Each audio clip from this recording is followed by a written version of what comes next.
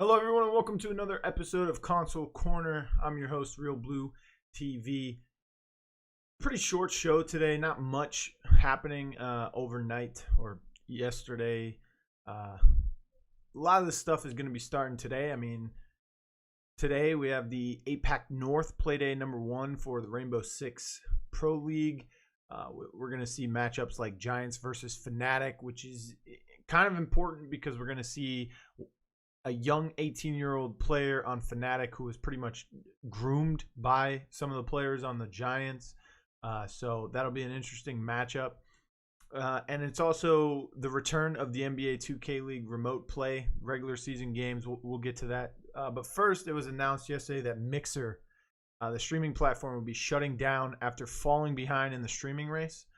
With YouTube Gaming and Facebook Gaming and Twitch, of course. Mixer has been sold to Facebook Gaming in what is being called a partnership, but we all know they sold the website. Now, this comes days after Mixer was taking criticism and large racist and sexual harassment accusations like many of the other platforms as well. And this leaves big-name streamers like Ninja and Shroud as quote-unquote free agents in the streaming world. Where they'll end up, we don't know. It's most likely they'll both end up on Twitch, but that's still to be said. It was reported that Facebook Gaming offered Ninja a contract that he then rejected, which left Mixer to buy out the rest of his contract, which was worth roughly around $30 million. So what does this mean for the esports and gaming community as a whole? To me, it essentially means nothing. And I don't want to discredit all of the people that have put a lot of hard work into building their streams and their brands on Mixer, but to me, it's just changing a couple panels or overlays and just changing their stream key to a YouTube gaming stream key or a Twitch game key, or if they want to join Facebook, they can. I know a lot of people are really against Facebook, and not because of their gaming and streaming part of their service, but because of their morals and a lot of the accusations that Facebook has had over the past couple of years as a company. But I mean, Facebook Gaming, from what I know, is huge in places like Brazil and the far places away from where I am in the United States and North America as a whole. But this essentially doesn't. I mean, look at Twitch. They've been around for years, so they've cemented themselves into this industry. They're also owned by Amazon, which I think is, if not the same size as Microsoft, but larger. They kind of put a lot into Twitch, and not just that. They have tons of partners, big name streamers, maybe not on the same level as Shroud and Ninja, but both of them have helped Twitch get to this point to where they are. You also have to look at it from the perspective of esports. Mixer had exclusive deals with Hi-Rez and Skillshot. So they had exclusive rights to the Pro League streams of Smite and of Paladins. But at the end of 2019, I believe, they didn't want to continue those because they brought in Ninja and they brought in Shroud. So in retrospect, why would they need those esports to be exclusively streamed on Mixer anymore? They don't need that deal. They're paying out millions of dollars, which could be diverted to big name streamers like Ninja and Shroud. Apparently that didn't work out for them. I mean, there's Twitch, who has exclusive rights to certain esports. Most other esports are streamed on Twitch. Community tournaments, other tournament organizers, they stream everything mostly on Twitch. So Mixer didn't get a lot of that attention. So their success was solely depending on big name streamers and people building the website through their brands and stuff like that. So I don't know. Ninja and his wife Jessica were seen donating a bunch of money to several Mixer streamers. I think that people are kind of overreacting. I mean, a lot of people are going to it's going to be rough for them switching. I know I personally stream on Twitch, and I've built a community on Twitch, and I've recently dabbled in the multi-streaming on Twitch, Mixer, and YouTube all at once. And I get a couple of viewers on YouTube that are already subbed to me, and I struggle to get viewers on Mixer. So I understand the struggle that they're going to have to go through, but This is not life altering to the point to where people are making it seem. So I don't think it's going to be that big of a deal in the esports side of things because Mixer didn't really dive into the esports exclusiveness of titles and tournaments being streamed on their website. But for the gaming community as a whole, this is a hit to them, but they can recover. It's not that hard.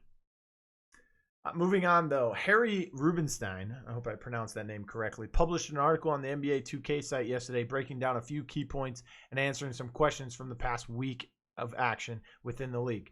Two major points he brought up are the questions of whether the Raptors Uprising GC are the greatest 2K League team of all time, and he also developed a case for Shifty Kai, the point guard from Gen G, being the second best player in the league right now. Now, after reading this article and diving into the facts, are the Raptors the greatest 2K League team of all time, and is Shifty Kai the second best player in the league right now? All right, so let's address the easiest of these two to answer right now, and that would be, are the Raptors the greatest 2K League team of all time? The answer is, I want to say yes, but the answer is no. Okay, they make a really good case for it. Let's go to the stats here. They have the best point differential. They have plus 13.8. Right? That's the best point differential of any team right now. They have the best 3-point percentage of any team all time at 56.8% over the course of this season. They are currently 9-0 record-wise in the standings. If you break it down, because just when those 9 are not 9 games, those are series, of course. So you play a best 2 out of 3. If you win that 2 out of 3, you are 1-0 in the standings, right? So overall, if you go by game record, they are 16-3 in the regular season through the first 6 weeks. 16-3. I know yesterday we talked about I've forgotten the Raptors. Were they taking a game 3 2 or 3 times? They've been taken there 4 times. So they're 16-3 overall. Now in the tip-off tournament, they were 10-1. They only lost 1 game in the semifinals to the Gen G Tigers, which has Shifty Kai, which we're going to talk about in a second. So if you combine their tip-off tournament record through pool play and elimination, and you combine that with the regular season record, they are 26-4 overall, and they are 1, 2, 3, 4, 5, so 14-0 overall, right? 26-4 overall record through 2019 right now. That's some of the best 2K basketball we've ever seen, record-wise, stats-wise. And from just watching them, you can tell it's some of the best we've ever seen, right? The thing is that now, before I get into my big contender for are they the best team of all time, you have to remember winning tonight. They do play tonight, I believe. If they win tonight, they will tie the record for the best regular season start of 10-0, which was set by the Mavs. They will tie that record, and they will also tie the Blazer 5 gaming record of 14 consecutive wins. So here's the thing. If we go back to 2016, we can look at the NBA Golden State Warriors. The Golden State Warriors broke the record for most regular season wins, right? They beat the 96 Bulls. I think it was 73 wins, right? And they make it to the NBA Finals. If they win that championship, that's the greatest team of all time, right? In the NBA. That's essentially what needs to happen with the Raptors. They need to break these records. They need to tie these records tonight. Then in their next matchup, they need to break that record. Then they need to continue as successfully as they can. They can lose a couple after that, but they need to tie and then break these records, right? After that, they have to win the championship. If they don't win the championship at the end of the season, then they are not the greatest team of all time. They can be in that discussion, and they'll probably be the front runner for that discussion because in the first 2 previous seasons, we've had tremendous teams come out of those as well, and are pretty close to this, but they need to win the championship because the Warriors in 2016 are not considered the greatest team. 90% of people that I've ever talked to don't consider them the greatest team because they didn't win the championship, right? And they lost 3-1 they were up 3-1 in the finals. Cavs came back. By the way, I live in Cleveland, so you know who I was rooting for during that. The thing is that because they didn't win the championship, they're not regarded as the greatest team of all time, and people totally forget how historic that regular season was for them. I mean, I would still call them the best regular season team because they broke that record. But they didn't win the championship, so they're not the greatest team overall all time. So the Raptors cannot fall into that same thing. It doesn't matter if they go undefeated this whole season and then they lose the championship. It's going to be hard. It's going to be harder to say that they are the best team of all time because they didn't win that championship. But I fear that if they lose the championship and they go undefeated and they break all these records or whatever, even if Kenny gets MVP, it's going to take away from that success because they didn't win the championship. And that's really what people tend to look back on in a quick snap of the finger kind of mentality. So they need to win the championship. Now, the second part of this, Shifty Kai, is he the second best player in the league right now? There is a strong case for him. You know, like I've said in the past days, Kai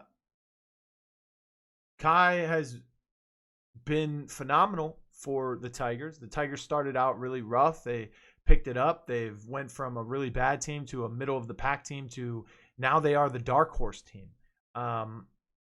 You know, you have your top teams that are the contenders to win a championship, Raptors, the Wizards, and the Warriors. Then you have your middle of the pack teams that are contenders still, you know, the Kings. You can throw the Jazz in there. You can put the Mavs in there, the Hornets. And then you have the dark horse, which is Shanghai or Genji. And, you know, Harry Rubenstein said the exact same thing. They are a dark horse team. The problem is that he's a rookie and so is JBM. So I feel that if the Wizards do better in the postseason than the Tigers, then of course JBM will get the Rookie of the Year nod, and that will kind of take away from the argument that Kai is the second best player in the league. I mean, it's also pretty hard to argue that he is the second best because there are players that are performing at the same, if not better level than him. But because Kai is on a team that doesn't have the surrounding talent, I mean, don't get me wrong, Jen has been playing great as of late. So has Killy and the rest of his team. But, I mean, if you look at people like JBM and Duck, they have some sort of help on a daily basis. I don't really know how to explain that. But if you know what I mean, then thank you. But Kai could be the second best player in the league. The thing is who's the best player right now? Of course, it's Kenny. But there's also, I mean, every other player on the Raptors is playing phenomenally. And you have some other great players out there as well. I mean, Crush has been playing great defensively for the Kings. Bash has been playing great offensively for the Kings. You look at teams like the Hornets and Type has been playing all over the court. So, I mean, yeah, some of them may not be up there in the discussion, but Kai could certainly be the second best player in the league. To me, he's not right now, but I also can't name the second. I don't have a clear-cut second best in the league right now. But for me, Kenny, number one in the league right now, and he's leading the MVP votes as well. So that's just the way it is. Moving on, only two more topics to go here. DreamHack announces they are bringing their monthly Fortnite tournaments back to their platform. The prize pool will be $250,000 each month until they plan on stopping it in January of 2021. This is huge for both Fortnite and DreamHack. The reason why is a ton of big names have left for other games. So Ninja is going to be in the T1 Valorant tournament, by the way, along with another big named Fortnite player. And I forgot how to say his name. It's like Morgazeus or Morgazees. Anyway, that's two big names coming out of Fortnite and into Valorant. So we could see them still trying to dabble in Fortnite, but Valorant is one of those games where you have to scrim heavily. You have to focus on that game a lot more than trying to balance separate games. So this is huge for Fortnite because those big names are gone, and some other players has left as well. You know, they've gone to Warzone, or they've gone to Apex, or they've gone to Valorant, or so on, right? So this is a time for some of those T2 players and some of those bottom of the barrel T1 players to really step up and get their names into the limelight and try to make some plays and win a lot of cash for themselves and establish their own brands at the top of the Fortnite scene. So that's one of the things that could work out. The second thing is that Epic Games has been showing a lack of coverage, especially for their esports series that they do. Instead, they've just been using community-driven casting, where these players are watching the streams. They're streaming themselves doing this, and this actually goes back to Golden Boy. He has a podcast, that esports podcast. I listen to it on Spotify, but it's also on Apple or whatever other streaming services you listen to podcasts on. And he talked about this, how they're, it takes a lot for Epic to put into the scene to make a broadcast, hiring casters, hiring producers, hiring observers, and collecting all of those and all that information and such. But especially during a remote gameplay type of world that we live in because of COVID-19. So they've been doing more like the Twitch Rivals kind of thing, where they watch each player who's streaming through their point of views, and they swap in between them. They have there's community members who are casting it themselves on their own channel, so stuff like that. But according to DreamHack, they're going to be broadcasting this themselves. I don't know if they're going to do the Twitch Rivals different point of views through the streamer's perspective kind of deal, or they're actually going to have an observer and go through whatever it may be. This is also huge for DreamHack because it kind of keeps them relevant. What I mean by that is, because of COVID-19, there's not going to be, and there hasn't been, any DreamHack events throughout the year so far, and I don't think there will be throughout the rest of the year. So depending on how big of an impact that has been to them, this could really keep them relevant within the gaming industry to the outside world, and not just the the sponsorships, the companies, and the big esport nuts like me. I know DreamHack, of course, is going to start planning for 2021. They're going to be ripe on their heels for this, but your average gamer, they forget about DreamHack. If it's not an event that they're going to or plan on going to, because it's canceled because of COVID-19, they're going to forget about DreamHack. So this is huge. This game's DreamHack's relevancy within the entire gaming industry, especially through a huge game like Fortnite. So the last thing I want to touch on in this subject is, will this be the center of Fortnite esports over Twitch Rivals and over the actual Epic Games stuff, because there's so much money involved in it on a monthly basis? I mean, that's $250,000 each month in the prize pool. So I'd like to see what the turnout is for this, what big names show up, what kind of middle of the pack players do really well, and if this can take the forefront of Fortnite esports for 2020 because of remote gameplay, because of the lack of coverage from Epic's games themselves. So I'd like to see how this goes. Moving on, last but not least, over the weekend, the FIBA Esports Open happened, and most of you probably didn't know about this since it spends most of its ad budget across nations outside of the US and Canada. But the NBA 2K was one of the games involved, and saw some amazing games from teams in South Asia, from players we don't get to see enough of in the 2K realm. So it was refreshing, and it was awesome to see some of these South Asian players playing a game that we love and we watch so enthusiastically through the 2K League every night, especially when it's on ESPN and TSN and Sportsnet and all over these large sports networks across the North American region. Now, Philippines won the entire event and took down Indonesia in the finals to win the championship. And the question is, how big was this for NBA 2K esports in general? First of all, this is huge. We talked about this, I think it was yesterday, how huge that would be if Team USA and Team Canada were involved in this as well. It's huge because it helps to NBA 2K reach a broader scale of a larger fan base on a worldwide international spectrum. And that's what Adam Silver and the actual NBA has been doing. They've been trying to enhance their reach across international waters. And now 2K has been doing the same thing, and it was awesome to see players from the Philippines and Indonesia playing 2K as aggressively. We saw some off-meta things that they've probably brought to the table themselves, or some things and some run-of-the-mill meta stuff that we see in the actual 2K League. So it was awesome to watch this. I think it's huge. It's going to make it a worldwide esport the more it gets pushed out into these international waters and finds success such as this. this is also huge because the NBA 2K League is trying to expand outside of just the NBA affiliated teams, and that has been already done for the first time this season. We see Gen G. They're not affiliated with any NBA teams. Now, the team does live in LA, but they are representing Shanghai.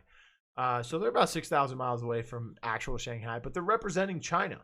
And they do have a Chinese, I believe he's Chinese, but correct me if I'm wrong. He is from Asia. They have an Asian player that they got through the draft. And yeah, at first that was kind of a publicity stunt because, they're the Shanghai representative. They're going to take an Asian player. But he's been instrumental in their success as of right now. And he, if he plays his cards right, he could be the representative. I mean, the way Yao Ming was when he came to the NBA, or the way Dirk Nowitzki was when he came to the NBA, or the way Giannis is for Greece, stuff like that. So this is huge. I think that he could step up and he could play a large role in helping these Asian players develop into draft-ready prospects for the 2K League. And also, if more teams are being involved and more teams are joining in as expansion teams, this opens up the opportunities for not just more North American players, but for some of these Philippine players and these Indonesian players to make it into the 2K League. More teams means more chances for more players. I mean, I think it was a rumor among someone that they wanted like 50 teams in the 2K League. Now, that is a lot of teams, especially for people like me who like do power rankings and stuff. But that could be huge. That's a lot of opportunities for a lot of people who love to play 2K, to play at a professional level. So that could open up doors for more expansion teams, which would then lead to more doors being opened up for more players. But that's all we have for the show today. I believe we might have a happy here. I didn't really look for any, but we can look. Oh, yes, we did have one. Yes, I didn't prepare a segment for this, but I do remember. Happy birthday to Shadow. For some of you who don't know, Shadow was most recently seen playing for the Renegades for the PPL in the Paladins Pro League. He's no longer playing Paladins, but I hope that he is finding something that quenches his esports and competitive gaming thirst. He has developed, I mean, I was going to write this whole thing about him, but I forgot. I'm sorry, Shadow, but what I was going to say was along the lines of, he's developed into one of the best blasters in the history of Paladins. And I know that's a big thing to say from someone who had such a short-lived career, and not to his fault, but because of the way Paladins Esports has taken a turn to what they have been in the past. But he's developed into one of the best DPS players, let alone blasters of all time in the Paladins professional circuit. So congratulations to him on those achievements and all the achievements he's made. I remember just tuning into him, and he was just this arrogant kid streaming at like 3 a.m. But then he developed into an actual mature, nice human being that I could have a conversation with and could get along with. And his first impression was really bad on my part because I kind of read the book by the cover. But he's developed into one of the best players in Paladins, DPS wise, and happy birthday, man. I know he was doing a birthday stream with some Paladins yesterday. I hope he had a good time. I know it's a rough time for PC players because of aim assist and because of the meta, but happy birthday to Shadow. Don't forget to follow us on Twitter at Console Pro News. Don't forget to follow me on Twitter at RealBlueTV, no E in blue. We also are doing this thing where if you have any questions or topics that you want me to talk about on the show, go ahead and tweet them at me or tweet them at the Console Pro News channel on Twitter, and we'll do our best to try and put them in the show and give them some answers, whatever it may be. Don't forget to like, share, and subscribe. And don't forget, guys, keep gaming, everyone. New episode every Monday through Friday.